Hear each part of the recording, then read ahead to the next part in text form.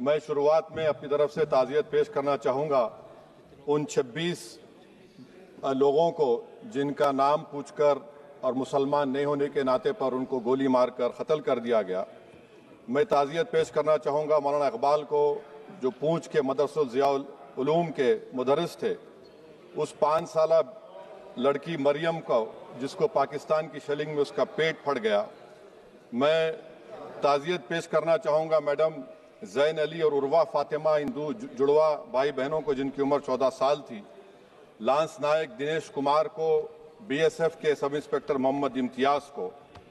मैं शुक्रिया अदा करना चाहूँगा कश्मीर की आवाम का कि उन्होंने पहलगाम के वाक़े के बाद मस्जिदों से ऐलान किया मज़म्मत का, बग़ैर किसी के बोलने पर रोड पर निकलकर उन्होंने पाकिस्तान से आए हुए दहशतगर्दों की मज़म्मत की। मैं मुबारकबाद देता हूँ हमारी मुसल्लह अफ़वाज को कि उन्होंने एक अजीम कुर्बानी पेश की और बहादुरी के साथ ऑपरेशन सिंदूर में भारत को कामयाबी दिलाई। मैं मुसल्लह अफ़वाज ने पहले 9 दहशतगर्द ठिकानों पर उनको निशाना बनाया और सबसे मेरी नज़र में जो दहशतगर्दी के दिल पर हमला हुआ वो भावलपुर का था और 6 एयरफील्ड, 3 हैंगर और 2 रनवेज को हमने तबाह किया। बाद में ऑपरेशन सिंदूर की कामयाबी की एक अहम वजह यह थी मैडम कि मुल्क में इत्तेहाद और इत्तेफाक पैदा हो गया था, एक यूफोरिया पैदा हो गया था, मगर अफसोस कि हुकूमत ने उसका फ़ायदा नहीं उठाया। मैं आज भी कह रहा हूँ, जिम्मेदारी के साथ कह रहा हूँ कि पाकिस्तानी फ़ौज, पाकिस्तान की ISI, पाकिस्तान का डीप स्टेट, उनका हयाती मकसद ये है कि हमेशा भारत को कमज़ोर किया जाए और अगर हमको इन ताकतों को कमज़ोर करना है तो देश में इत्तेहाद और इत्तेफाक को बरकरार रखना पड़ेगा। अगर हम बुलडोज़र के ज़रिए या फिर लिसानी जबर के ज़रिए या मजहबी फ़िरक़ा परस्ती के ज़रिए अक़लियतों को निशाना बनाएंगे तो हम खुदा ना खास्ता उन पड़ोसी मुल्क के दहशतगर्द तंजीमों को कहीं कामयाब ना हो जाए। मैडम, मैं आपके सामने ये भी कहना चाहूँगा कि इत्तेहाद और इत्तेफाक इस मुल्क में जब मजबूत होगा तो हमको बैनुल-अक़वामी सतह पर दिखाने की ज़रूरत नहीं पड़ेगी। मैं आपकी तरफ से हुकूमत से चंद सवालात करना चाहूँगा कि वज़ीर आज़म ने कहा कि खून और पानी एक साथ नहीं बह सकते, आतंकवाद और बातचीत एक साथ नहीं हो सकती। तो मेरा सवाल आपके ज़रिए से वज़ीर आज़म और हुकूमत से ये है, फिर जिन इंसानों को बैसारा की वादी में मारा गया था, क्या आपका ज़मीर इस बात की इजाज़त देता है कि आप ट्रेड बंद कर दिए, पाकिस्तान का एयरक्राफ्ट हमारे एयर स्पेस में नहीं आ सकता, उनकी कश्ती हमारे पानी में नहीं आ सकती, ट्रेड खत्म हो चुका है डायरेक्ट इनडायरेक्टेड, आपका ज़मीर जिंदा क्यों नहीं है? किस सूरत से आप पाकिस्तान से क्रिकेट मैच खेलेंगे जब हम पानी नहीं दे रहे हैं? 80% पानी पाकिस्तान का हम रोक रहे हैं, ये कहकर के पानी और खून नहीं बहेगा, आप क्रिकेट मैच खेलेंगे? मैडम, मेरा ज़मीर तो गवारा नहीं करता कि मैं उस मैच को देखूंगा। क्या इस हुकूमत में इतनी हिम्मत है कि उन 25 मरने वालों को फोन करके कहे कि देखो हमने ऑपरेशन सिंदूर में बदला ले लिया, अब तुम पाकिस्तान का मैच देखो?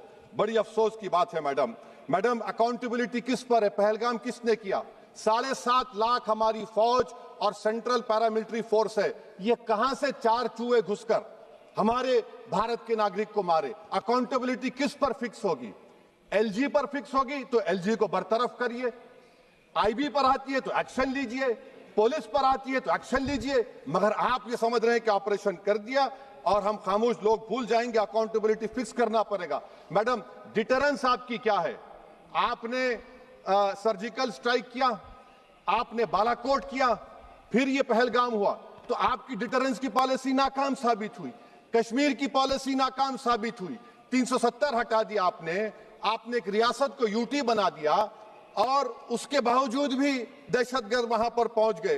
तो और अफसोस मुझे इस बात का होता है मैडम कि पाकिस्तान को हम जानते हैं, पाकिस्तान और इजराइल इस पूरी दुनिया में एक फेल्ड स्टेट है और पाकिस्तान के आर्मी चीफ को, जिससे हमारे स्ट्रेटेजिक रिलेशनशिप है, जिसको अपना दोस्त कहते हैं, उस देश का प्रेसिडेंट उस शख्स को बुलाकर खाना खिलाता है अपने साथ जिसके भाषण से हमारे लोग मारे गए थे। तो क्या आपकी खारजा पॉलिसी कामयाब हुई? आप देख लीजिए।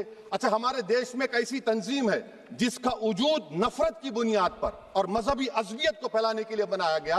उनको तकलीफ है सेकुलरिज्म से, सोशलिज्म से, मगर हमारे संविधान के प्रियम्बल में लफ्ज सॉवरेन है। सॉवरेन का मतलब यह है कि हम खुद मुख्तार हैं, हम हाकिम आला हैं, हम अपने मुल्क के मुकद्दर का फैसला करेंगे। एक गोरा व्हाइट हाउस में बैठकर भारत की सीज फायर का ऐलान करेगा? यह आपका नेशनलिज्म है। अफसोस होता है मुझे सर। मैडम मैं आपसे पूछना चाह रहा हूं कि अगर एक चचा सैम ऐलान कर रहे हैं तो हमारी फौज पर क्या असर पड़ा होगा? हमारे उन पायलटों पर क्या असर पड़ेगा जो नहीं मालूम कितनी ऊपर आसमानों पर भारत की हिफाजत कर रहे हैं? वो नेवी का सिपाही जो समंदर में खड़ा हुआ है, उसको यह नहीं मालूम हो रहा है कि मेरा प्रधानमंत्री ऐलान नहीं किया, एक गोरे ने ऐलान किया।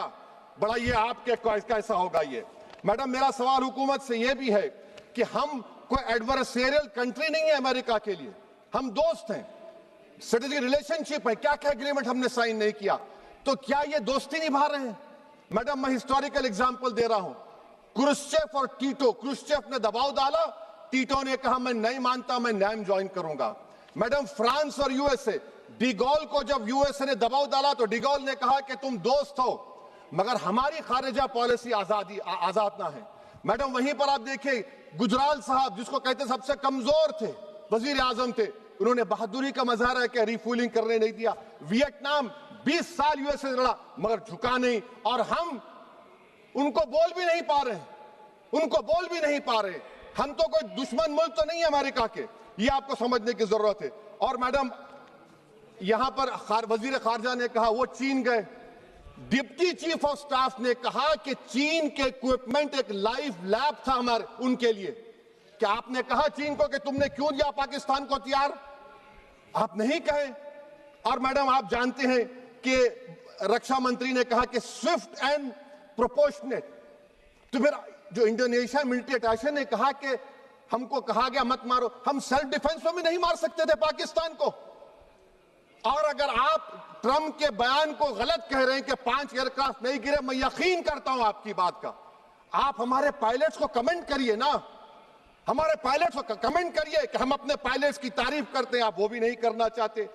मैं हुकूमत से जानना चाहता हूं मैडम कि क्या फ्रांस ने हमको सोर्स कोड नहीं दिया जिसकी वजह से हमारे एयरक्राफ्ट को क्या नुकसान हुआ? अब मुस्तकबिल में आप हथियार खरीदेंगे तो क्या आप सोर्स कोड हासिल करेंगे? और मैडम मैं आपको बताना चाह रहा हूं, मेरे सवाल का जवाब हुकूमत दे। हमारे पास सैंक्शन जो स्क्वाड्रन है 42 है, 60 साल के बाद सिर्फ 29 काम कर रहे हैं। पाकिस्तान के पास 25 हैं, चीन के पास 50 से ज्यादा हैं। 11 साल से आप सरकार में हैं, सबमरीन नहीं है, थर्ड एयरक्राफ्ट कैरियर कहां पर है आप बताइए।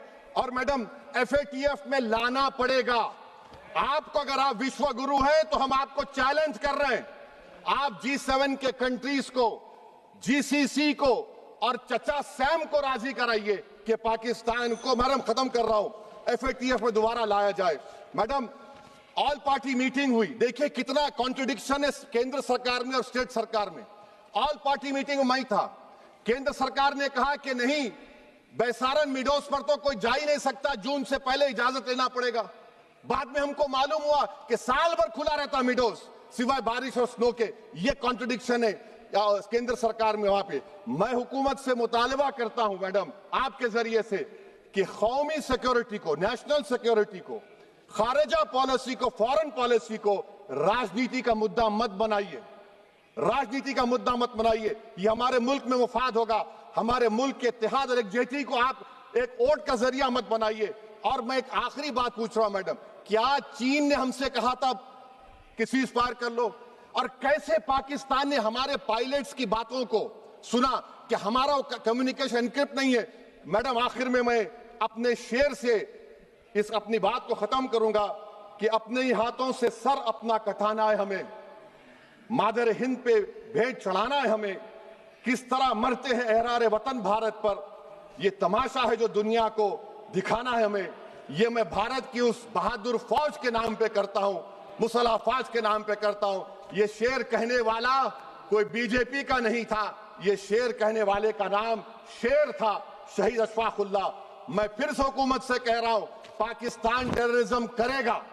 आप तैयार हो जाइए। आप चीन से मोहब्बत, कितना इम्बैलेंस हुआ ट्रेड का, कितना इम्बैलेंस हो रहा है चीन से। अच्छा, जब गलवान हुआ उस वक्त भी ट्रंप ने कहा था कि मैं बात करूंगा, हमने कहा नहीं बात करेंगे, जरूरत नहीं है।